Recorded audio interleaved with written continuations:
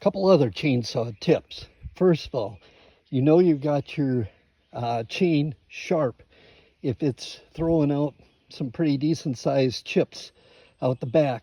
If your chain is dull, it's going to be coming out like almost like little grains of sand. The smaller your chips are, the more dull your chain is. So you want to make sure you have a sharp chain. Then the other thing, when you go to cut, let's say I'm going to make a cut on this top log here, and I start the top and it goes on an angle to the inside of the saw or the outside the saw. You know you've got one side of the chain sharpened more than another. So it's important that you get a balanced sharpening basically on your chain so it doesn't tend to run one way or the other, cut on an angle.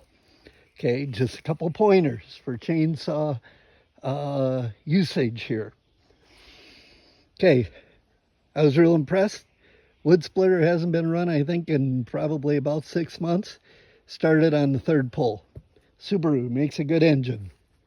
Okay, and now we're going to go in, and first thing we're going to do is we're going to shorten some of these up that were left over from last year, and that'll give us at least another day's worth of firewood for this coming year.